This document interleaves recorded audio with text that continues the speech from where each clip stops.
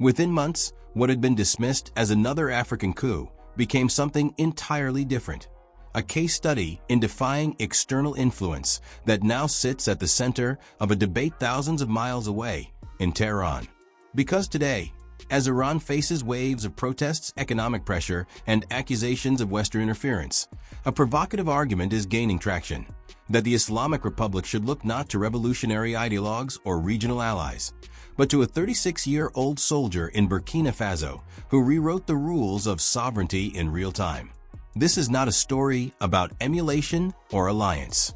It's about a strategic model that emerged from West Africa's Sahel region and the question of whether that model can be transplanted into one of the Middle East's most isolated and scrutinized states. It's about whether Iran, a nation built on the rhetoric of independence, is willing to take the kind of concrete steps that Traore did, or whether it will continue to rely on the very structures that may be accelerating its own instability. To understand why anyone would propose that Iran learn from Burkina Faso, you first have to understand what Traore actually did. Burkina Faso, a landlocked nation in West Africa with a population of roughly 23 million, had been trapped in a cycle of dependency for decades. French military forces operated openly on its soil under the guise of counterterrorism. International mining companies extracted gold and other minerals with minimal benefit to local populations. And despite billions in foreign aid, the country remained one of the least developed on Earth, with jihadist violence spreading across its northern territories. When Traore came to power in his second coup within a year, overthrowing the military junta that had itself overthrown an elected government, analysts expected more of the same: instability, infighting, and eventual collapse. But Traore did something different. Within weeks, he demanded the withdrawal of French special forces.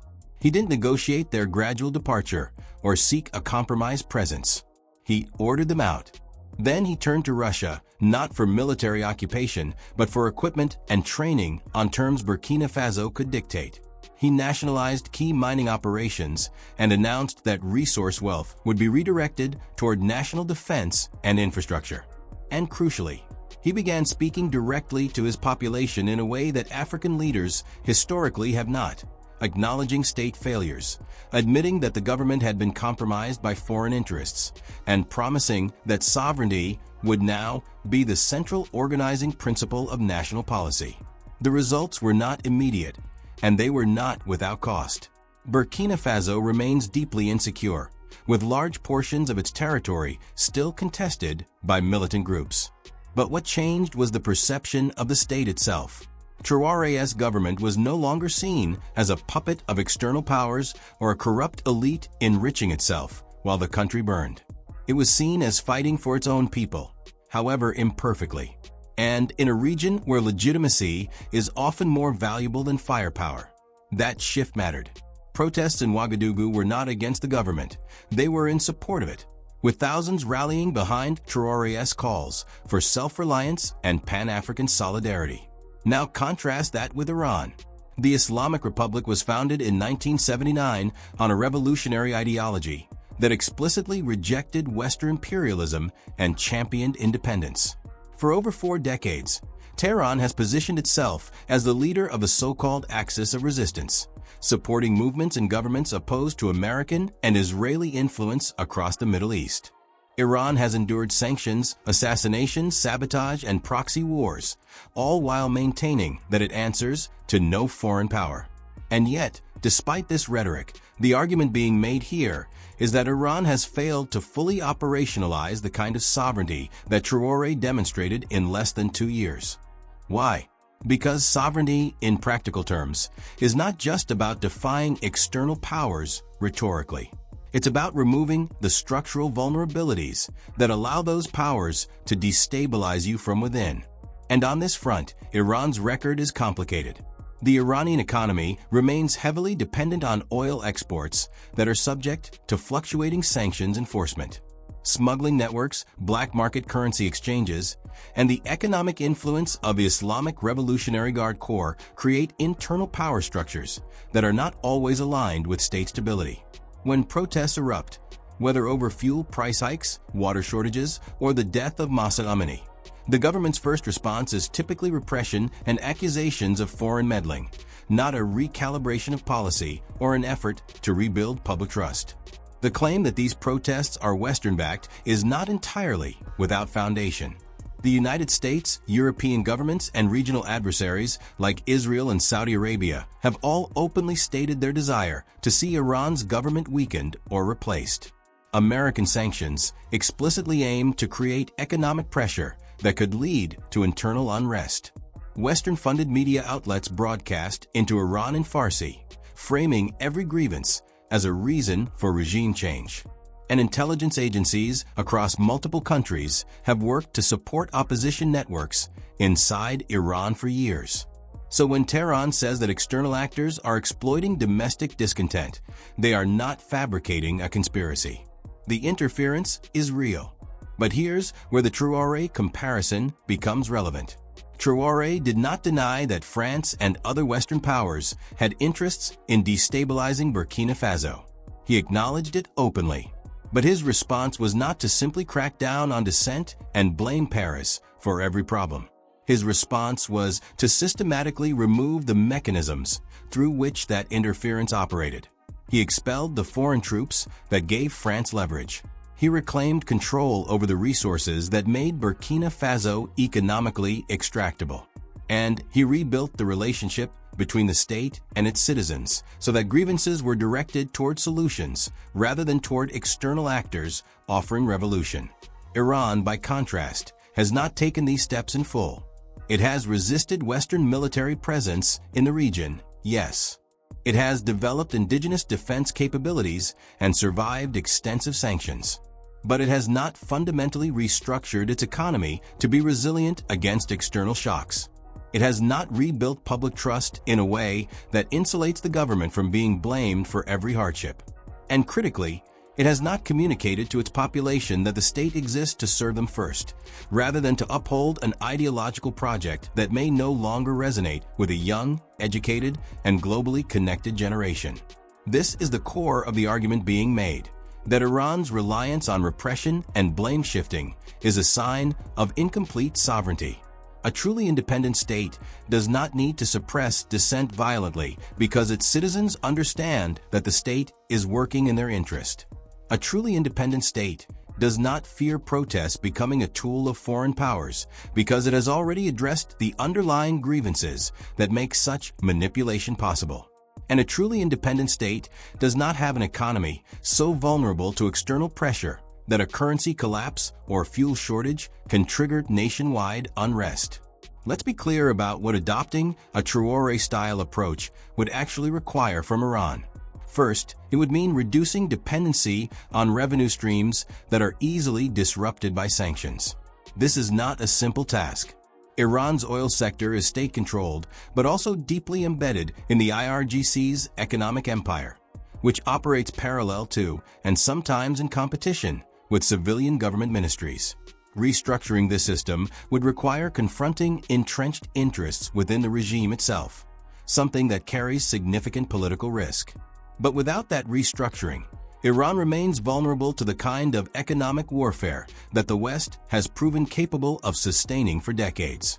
Second, it would mean rebuilding the social contract between the state and its citizens, particularly younger Iranians who did not live through the 1979 revolution and who do not necessarily view the current system as legitimate.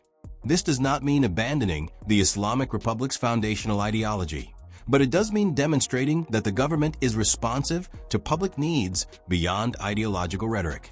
Traore did this by speaking plainly about state failures and by tying sovereignty directly to material improvements in people's lives, security, resource control, infrastructure. Iran's leadership, by contrast, often frames dissent as betrayal and frames calls for reform as Western plots, which alienates the very population it needs to maintain stability. Third, it would mean pursuing a foreign policy that prioritizes strategic autonomy over ideological alignment. Iran's support for Hezbollah, Hamas, the Assad regime, and Shia militias across Iraq and Yemen has been central to its regional strategy. But this policy has also made Iran a direct target for Israeli and American military action, drained resources that could have been invested domestically, and created vulnerabilities that adversaries exploit. Traoré's Burkina Faso did not seek to lead a Pan-African revolution. It sought to control its own territory and resources first, and only then engage in broader regional solidarity. Iran, by contrast, often appears to prioritize its regional ambitions over domestic stability, which raises the question of whether the state truly stands with its people or above them. Now, there are obvious limitations to this comparison. Burkina Faso and Iran are not equivalent. Iran is a major regional power with a sophisticated military, a nuclear program, and influence across multiple conflict zones. Burkina Faso is a small, impoverished nation with limited infrastructure and no comparable geopolitical weight. Iran's challenges are not just about expelling foreign troops or nationalizing a few mines. They are about managing a complex economy, a diverse population, and a web of regional alliances and enmities that Traore never had to navigate. So the argument here is not that Iran should copy Burkina Faso's playbook step by step. It's that the underlying principle, sovereignty as a material practice, not just a rhetorical stance, is transferable. And the stakes are high. Because if Iran does not take these kinds of steps, the pattern is predictable. Economic pressure will continue. Protests will continue. And each time they do, Western governments will have an opportunity to amplify them, fund opposition networks, and frame the unrest as a popular uprising against tyranny rather than a complex internal struggle over governance and resources. This is not speculation. It is exactly what happened in Libya, in Syria, and in Ukraine. External actors do not need to fabricate dissent from scratch. They only need to identify existing fractures and widen them. And in Iran's case, those fractures are already visible. So what would it actually look like if Iran adopted the Traore model more fully? Start with the economy. Instead of relying on oil revenue that can be sanctioned or blockaded, Iran would need to diversify into sectors that are harder to disrupt: agriculture, technology, regional trade networks that bypass Western financial systems. This is not fantasy. China and Russia have both developed sanction-resistant economic models, and Iran has the technical capacity and educated workforce to do the same. But it requires political will and a willingness to dismantle the patronage networks that currently benefit from the status quo. Next, the security apparatus. Iran's intelligence and military forces are formidable, but their primary function has often been regime survival rather than public service. Traoré's approach was to reorient the military toward defending the population from external threats rather than suppressing internal dissent. For Iran, this would mean reducing the IRGC's role in domestic policing and economic control, and refocusing it on external defense and strategic deterrence. Again, this is easier said than done, but the alternative is a security state that becomes increasingly alienated from the people it claims to protect.